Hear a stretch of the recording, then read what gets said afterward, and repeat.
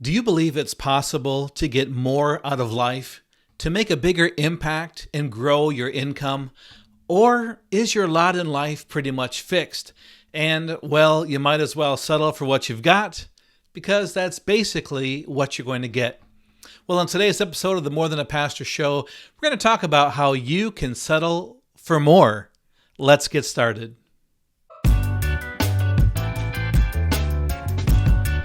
Hey, what's up? Welcome to the More Than a Pastor show. I'm Rich Avery, your host. This is where we help pastors leverage your ministry know-how into sustainable income outside the church through a business or side hustle that's right for you so you can serve God and provide for your family no matter what. Hey, I'm really glad you joined in with me today. If you've been around a while, you know that I believe there's never been a more critical time for pastors to create income outside the church because the church economic and funding model is changing. Churches are no longer able to survive on tithes and offerings alone. That's been the model for 75 or 100 years in the United States. And that model is changing. And churches need to look at alternative revenue streams. And many churches are getting smaller and their budgets are shrinking. Fewer people are coming back after COVID. And so it's just a different time. It's not a time to be worried or a time to think the church is ending. The church is Jesus' bride. He is in full control over his church. But I think the models are changing. How church looks, how church functions, how church is funded is going to be different in the 21st century, different than it was in the 20th century, I believe. I think that means many pastors need to look at creating income outside the church so they can serve God and provide for their families no matter what happens. So if you've been around for a while, you've heard that message. If you're new for the first time, maybe this message is new for you. I'm really glad you've joined me today. And if you want to learn more about me, get the show notes for today's episode and download some free resources to help you on this journey toward creating income outside the church, you can go to my website at morethanapastor.com/25 for episode 25. Have you ever been in a situation where you negotiated something? Maybe it was your salary or a raise. Maybe it was the sale of your home or something else. And when the negotiation was all over, you realized you settled too low. You could have gotten so much more, but you didn't know it at the time and you didn't ask for it. Well, last week, one of my old high school buddies came over to my house to give me a quote for a tree trimming job I needed to have done. Our neighbors to the back side of our house have way too many trees in their yard, and we live in the inner city, small neighborhood lots. Theirs is a bit larger than ours because they're right on a major street, so they've got more frontage. And the trees in their backyard have, because there's so many, they reach out over our house. These trees are trying to find sun, and so they're reaching out over our yard. And then as they've reached out over the years, they begin to droop down, and these branches are almost to the point where they're towering over our garage and almost where I could reach out and touch them as they're coming down into our yard. So it's time to get those trimmed up again. I'd love it if our neighbor could remove those trees. They have way too many, but I don't think they're going to do that. So I think it's going to be on us to do the trimming again to clear things up so that we can see a little bit better and get more sunlight in our backyard. So anyway, my high school buddy has done this for us in the past, and he came over last week to give us a quote to have this job done. And I asked him, I said, it must be hard to decide sometimes how you price out a job. I mean, you probably have a dollar amount in your mind of what you want to get per hour, and you wonder, okay, how long is this job going to take? And he told me a story about a job he had bid recently, and he thought for this job, it was about a $750 job. He thought that's about what it would cost. That's how much he should charge to be able to do the job well, take care of all the debris that needs to be hauled away, and to have money for himself at the end of the day. So he thought that job was worth $750. But the homeowner had told him that they had already gotten another bid from someone else. And so then that made my friend not nervous, but it made him think, oh, maybe I need to go a little bit lower then, because he really wanted to get this job. So I think he said he bid like 600 or 650, something like that. It was quite a bit lower than what he had wanted to charge, but he thought that's what he needed to do in order to get the job. Well, he submitted the bid. The homeowner was elated, and they told him that, oh, that's so awesome, because the previous bid we had gotten was for $900. And then my friend said he felt so disappointed in himself that he didn't go with his instinct, that he didn't charge what he thought it was worth. He settled for less. And he didn't know it, but he could have settled for so much more. There was a lot of room between the 6 or the 650 that he had bid and the 900 of the other quote the people had gotten. There was a lot more room for him to settle for more, but he didn't know that, and he settled for less. And so I wondered, here's an example of someone who was content with bidding lower because they thought that's what they needed to do. And I wondered, how many times do we as pastors do the same thing? How many times are we content where we're at? We're content to settle for less when we could settle for so much more. What are some of the ways that we settle for less as pastors? I think the first thing I like to think about is in terms of our life, our impact, and our income. So number one, look at our life. Where do we settle for less in our lives? Our life, we think about the things we give energy to, our lifestyle, how we invest our time. Often, as pastors, we give our best time and energy to the church, don't we? We spend more of our time there. That's our job. That's our calling. We feel like that's what God wants us to do. And a lot of times we end up spending ourselves so much in our work at the church that we have little left over for ourselves at the end of the day or end of the week to pursue hobbies or to do other things that are life-giving and that recharge our batteries, or to have time for our family. Often our families get the short end of the stick when we are involved in ministry, because there's always needs that come up. There are always meetings and people that want our attention and things that we need to do or we think we need to do. And so we end up taking those things on more and more and more. And they impact our lives. They impact our time that's available. They impact our energy. The things that we should be giving ourselves to, we sometimes aren't able to do because of how our job has become dominant in our lives. And so our life, that's one area where we are impacted as pastors, where we settle for less than the abundant life that God would have for us. We invite others to step into that abundant life, but sometimes we don't believe it's possible for ourselves, or we don't accept it or receive it for ourselves, that we can live a life of more freedom, more possibility, more opportunity, if we would settle somehow for more. Another area where I think we settle for less is in our impact. And as pastors, we have one of the best jobs in the world. It's not just a job, it's a calling. I know that. But we serve God. It's our calling. We do the work God's called us to do as a pastor, but later we often find that, boy, I had other dreams. I had other goals or passions I wanted to pursue, but I didn't feel like they aligned with my work at the church, and so I didn't pursue them.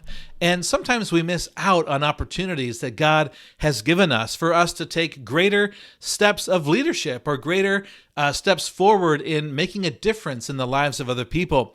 And as great as being in ministry is, in full-time vocational ministry at the church, or maybe if you're part-time, whatever level of ministry that you're in, as great as that is, no one job or position, even ministry in the church, taps into all of our gifts, our talents, our strengths, our abilities, our passions, and our dreams for the future.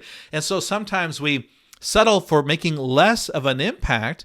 We think that's what God's called us to do, because we're afraid to really live into what we have dreamt about, what we have envisioned in our life, the things we've wanted to pursue. We have put them to the side, thinking that maybe they are less of what God wants for us, but maybe He has called us to do both. And so sometimes we settle for less in the impact we want to make, because we're not comfortable maybe in pursuing something greater. We're comfortable right where we are, and so we settle for less. So we've talked about settling for less in our life, in our impact, and number 3 now, in our income. Hey, it's no secret, right, that most pastors struggle financially because our churches often can't or won't pay enough. And sometimes churches don't allow us to pursue work outside of the church. They think they own us all the time. They own our life. They own who we are and what we produce, what we can do. And so some churches limit us in that way. And this obviously impacts the kind of lifestyle we're going to have as a pastor and the kind of income that we can provide for our family and the opportunities we can afford for our families. Do you know any pastors that haven't been able to take a vacation with their family in the last 5 or 10 years? Do you know pastors who haven't been able to have a sabbatical and take time off to totally recharge and re-energize themselves because they don't have the financial resources to do that? The church hasn't made that available for them. Do you know any pastors who are struggling financially right now because they've got student loan debts that have been so high, and hey, maybe now they'll be blessed by this $10,000 that President Biden says he wants to give to people with student loans? I have known of pastors who have had tens of thousands of dollars of student loan debt from undergrad and graduate work, and then they get into a position at the church where they're not making very much money. And it's taking them decades to pay that loan back. I just think that's crazy that pastors would be taking out, or anyone taking out, such high dollar loans because there's expectations of having a great education, but then you're in a position at a church where they're not paying you to meet that expectation. It's madness to me. I think that has to stop. We also have this narrative in the church of the starving pastor, that churches want to keep their pastors hungry and humble. And, well, I could talk a lot more about that. I won't take the time for all that in this episode, but I believe those things have to change for pastors to be healthy, for churches to be healthy, for pastors to be able to fully live out the calling God has given them. Some things have to change. And I think settling for less in our income is one of those things that we can easily change and begin to change our mindset around and to look for ways that we can settle for more. You know, sometimes too, I have struggled with this in the past. Maybe you have too, or have heard it in other churches, where we look at the Apostle Paul's words in 1 Timothy 6. He says, godliness with contentment is great gain. We brought in nothing into the world. We can take nothing out. If we have enough food to eat and clothes to wear, we should be content with that. So I know in the back of your mind, you're probably thinking, well, God wants us to be content. He calls us to a level of contentment, and I embrace that. I agree with that. I appreciate with that. But he's also put within us a discontentment. Obviously, we're not content with injustice that we see in the world. He has planted seeds of discontent, or a holy discontent in us, to be angry about those things and to say, I'm not going to settle for those things. I'm going to fight against those things. Think about every inventor there. Yes, we could be content to go to outhouses that are holes in the ground outside it, and we could be content to live in caves. But over time, humanity has had other dreams. We've had some discontentment with some of those things that were lacking, and we have innovated. We have created. God's given us the ability to create, to innovate, to change. And those seeds of discontent can be holy things that can bring us to better levels of livelihood and better able to care for our families. So I just think we need to be careful. Yes, God wants us to be content. We want to not pursue riches for the sake of riches. And I think that's really what that scripture is about, to not kill ourselves trying to get rich just for the point of having wealth and having money. But do we have an interest in providing more for our family, of being a better example for our family and how to create income and manage money? Do we want to help set a better example for other pastors of ways that they can live and in a work life flow where they're serving God in the church and they've got time for themselves and time for their family and things are flowing well? One is not like at the expense of the other. Do we have a vision that God has put within us abilities and gifts and strengths, and we can be content to just be where we're at right now, but many times he's calling us to new levels of obedience, to take new steps forward in pursuing our gifts and talents and dreams. So I think God's put that discontent within us as well. So I'm just saying we need to balance that. Don't just look at, okay, here's my lot in life. This is the salary I've got from the church. That's it. I'm just going to be happy with that and be content. I've got clothes. I've got food. That's great.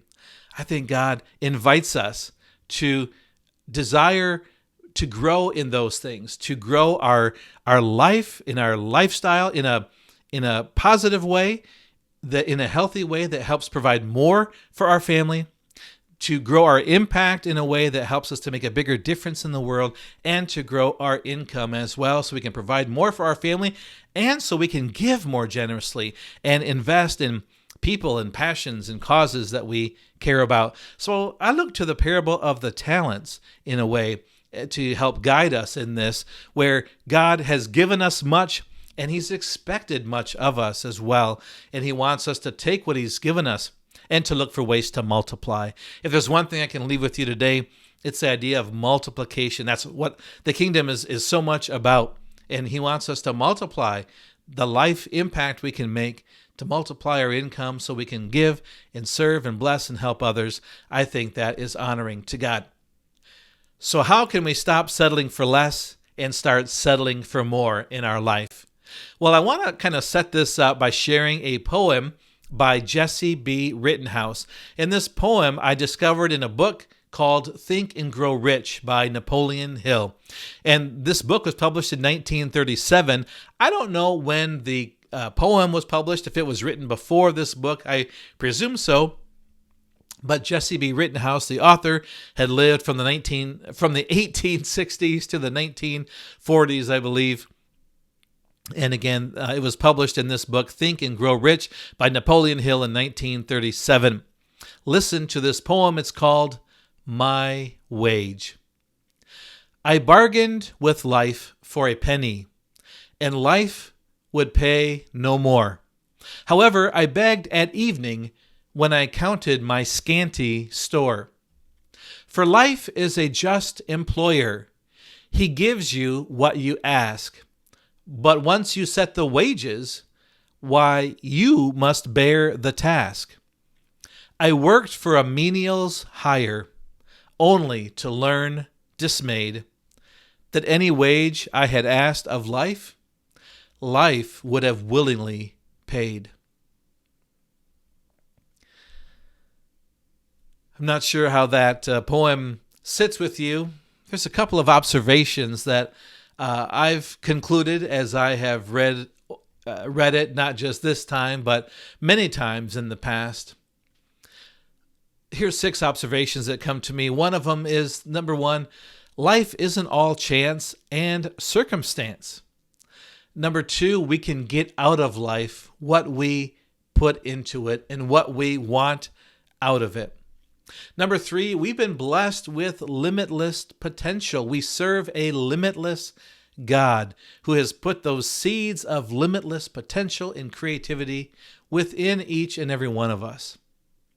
Number 4, we have the responsibility, I believe God calls us to this, the responsibility to set the bar high for our lives and to decide what we're willing to accept. And if we settle, number 5, if we settle for less than if we settle for less than what we're worth, or if we don't have the confidence or belief that we're worth more, we shouldn't expect that others would think that of us as well. Again, if we don't think we're worth more, no one else is going to think we're worth more either. Number 6, we were made for more. I believe, again, in that principle of the talents, that God has put within us different levels of ability and possibility and potential, and he calls us to nurture those, to feed those, to make investments in our lives to see those things grow. And I think we forget that in life. We settle for less. We settle for where we're at, where God would want us to settle for more and call us to greater levels of success in our lives. So let me ask you, do you set your sights high enough in your life? Are you always settling for less than you deserve? Because if you do, I don't think you'll ever be the best that God has meant for you to be. You'll never be able to enjoy the life, impact, and income that I believe you were made for. So let's talk about ways we can turn this around and how we can stop settling for less and start settling for more. Here are 5 R's for settling for more. Number 1, realize that God is inviting you to take responsibility for creating the life, impact, and income that he has made you for. He's put those seeds within you, and it's up to you. It's up to me. It's up to us to discover those and to bring those to bear, to bring those to life in our lives so we can serve more people, so we can live the life God has called us to and create the income that he has made us for. Number 2, to reimagine your calling, to include not just your church ministry, but also your other roles in life as a spouse, as a parent. Look at your skills, your talents, your dreams, your passions. Wrap all of those together into a new reimagined calling. And then from there, number 3, begin to realign your life and your work in ways that maximize your energy and fully connect with your reimagined calling. And this could include starting a business or a side hustle or a passion-based ministry. If there's something new you feel God is calling you to, this is where that comes into play. Number 4, you need to release things that no longer fit who you are or what you should be doing. Isn't it amazing how we start something like on a temporary basis, and 5 years later, we're still doing it? Or we're adding new ministries or new things onto our plate because they seem good at the time, but we didn't take anything off, and we didn't reallocate our time or energy. We just keep adding. And it's such a freeing thing when we can release things and get them off our plate and realize that someone else can do them better, or if they need to be done at all. But we can release those to other people who have the gifts, the talents, the passions, the interest, the time to tackle those things. And number 5, renegotiate for more income that is aligned with your expectations and experience. You know, a lot of times pastors are in a position where the income is set and we feel like we can't negotiate for more. We know what the church budget is. We know it's not realistic to ask for more. Then I think we can be more creative in what things we can renegotiate for. Time, I think, is one of the biggest things.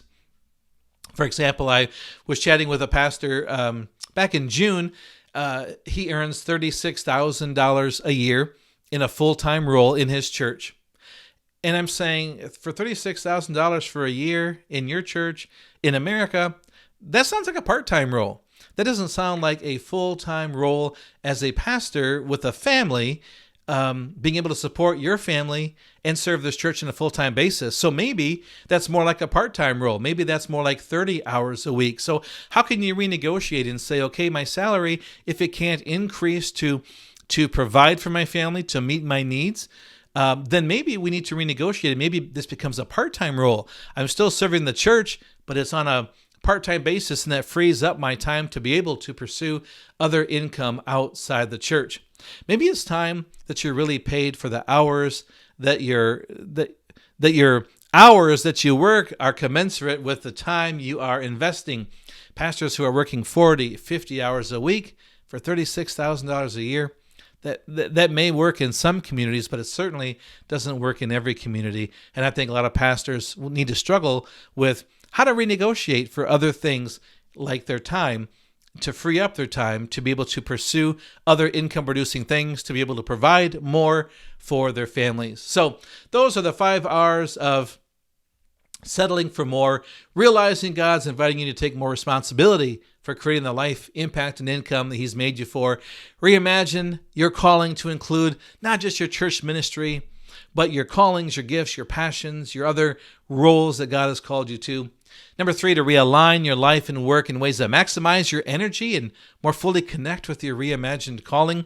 Number 4, release those things that no longer fit and things you shouldn't be doing. And number 5, renegotiate for more income that's aligned with your expectations and your skills and your experience. So before we go, I'd love to find out which one of these 5 R's resonates with you the most.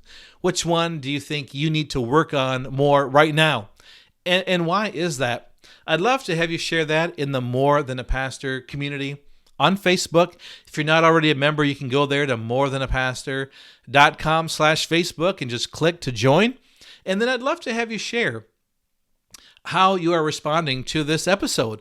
What are the ways that you think, if there's one of these 5 R's that speaks to you, share that. Tell us about that, why that's important to you, and what you can do or want to do about it. And the More Than a Pastor community on Facebook is absolutely free.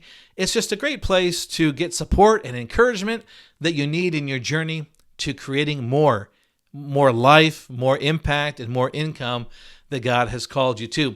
And look, as an added incentive for sharing your comment or feedback on Facebook during this month of September 2022, when I'm recording this, I want to give you the opportunity to win a free copy of my friend Vincent Puglisi's book, The Wealth of Connection.